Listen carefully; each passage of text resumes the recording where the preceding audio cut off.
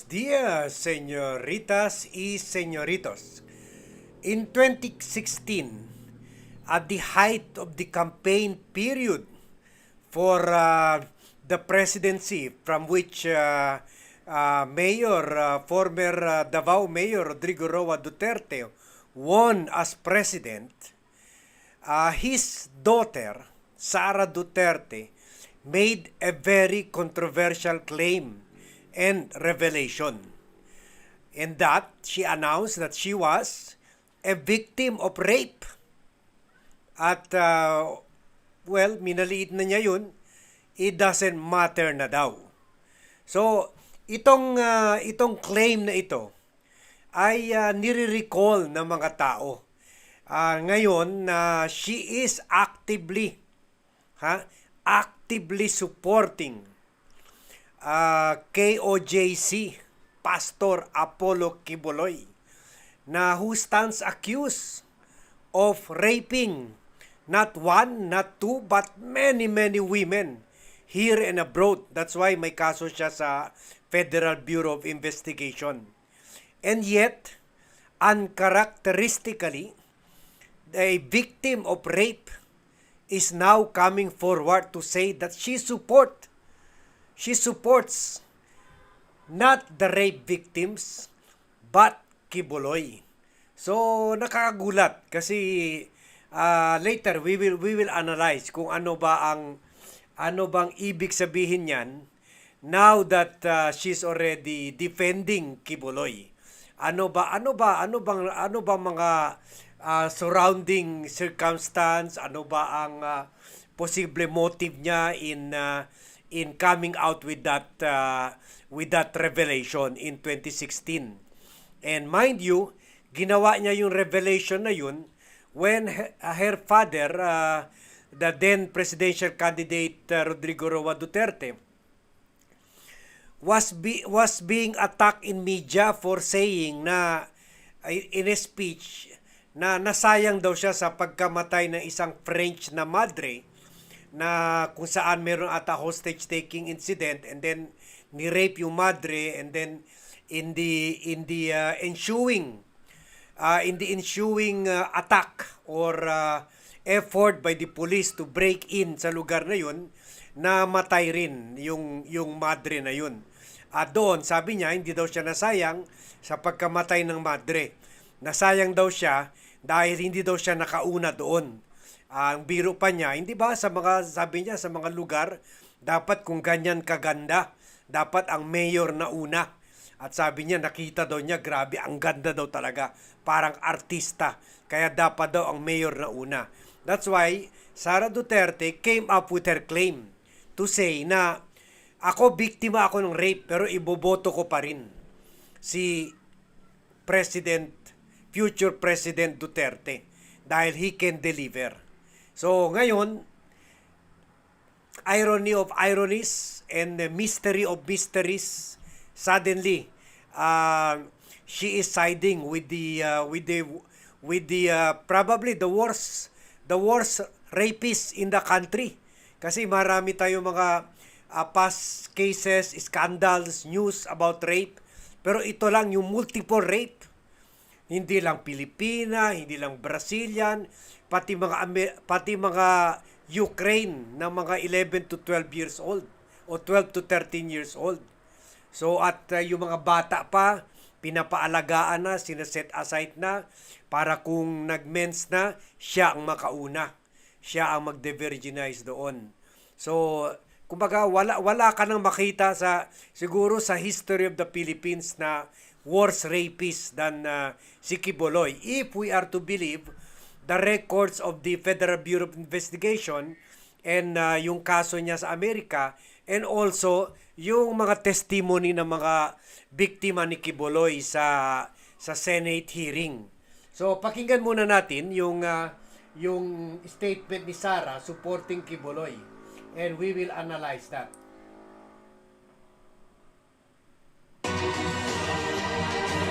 We take any ANC for that. Mga ANC. kababayan, ako po ay nakikiisa sa panawagan ng pagpapairal ng batas at katarungan sa hinaharap na isyu ni Pastor Apollo Kibuloy at ng Sunshine Media Network Incorporated. Sa mga ginagawang pagdinig ay tila pinatawan na ng guilty verdict si Pastor Kibuloy kahit na nakabatay lamang ang pagdinig na ito sa mga paratang ng mga testigo na nagkukubli ng kanilang katauhan at hindi mapatunayan ang kredibilidad. Marami sa atin ang naniniwala na ang dinaranas ngayon ni Pastor Kibuloy ay isang pandarahas. Isipin nyo ha. She is going along the line ng mga pulis o ng mga rapists na sinasabi tuwing may rape incident, ang kasalanan ng biktima.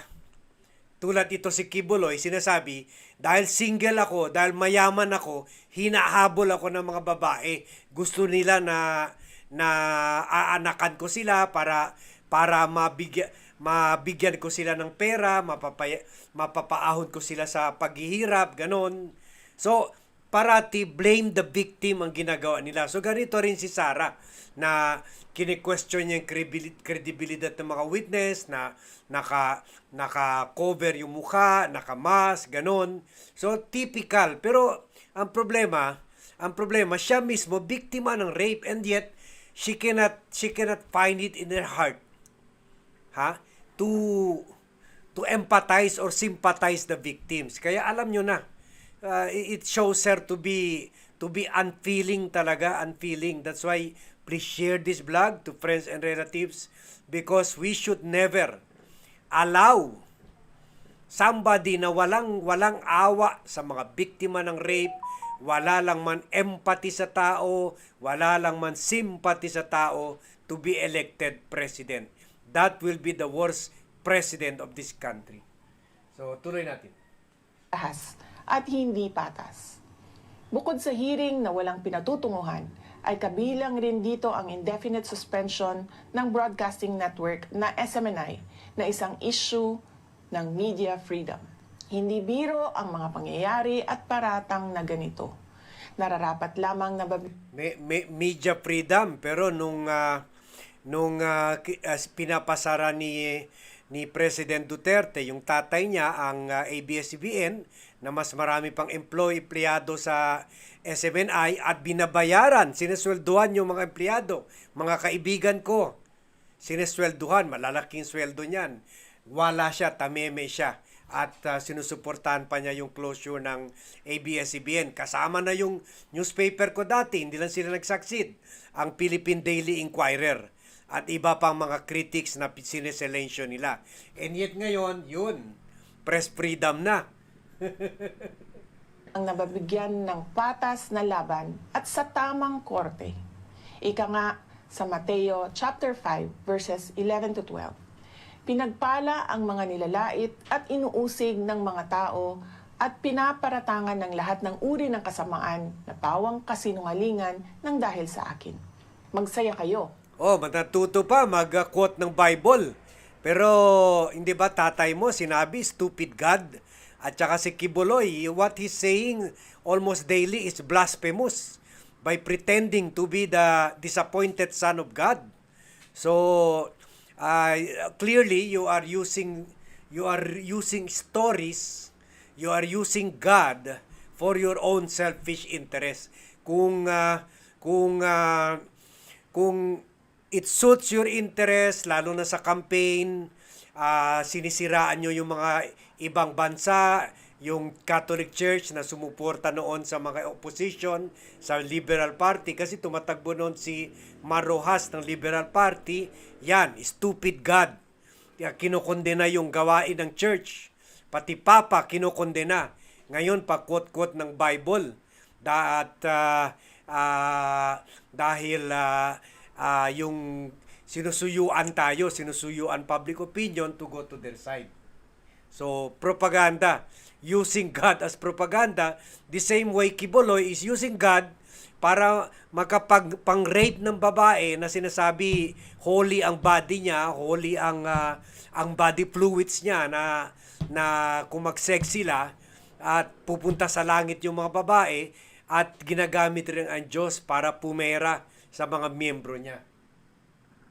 para kayo manghuthot. at maggalak sapagkat malaki ang inyong gantimpala sa langit. Alalahanin ninyong inuusig din ang mga propetang nauna sa inyo. Sana po ay maging gabay natin ang mga bersikulong ito patungo sa kaginhawaan at mabigyan tayo ng tibay ng loob sa pagharap sa mga pagsubok, pagtitiis at pag-uusig ngayon. Lagi po tayong manalangin para sa hustisya at katotohanan. Justice and the truth cannot be achieved in trial by publicity, but by a day in court. Shukran. Yan.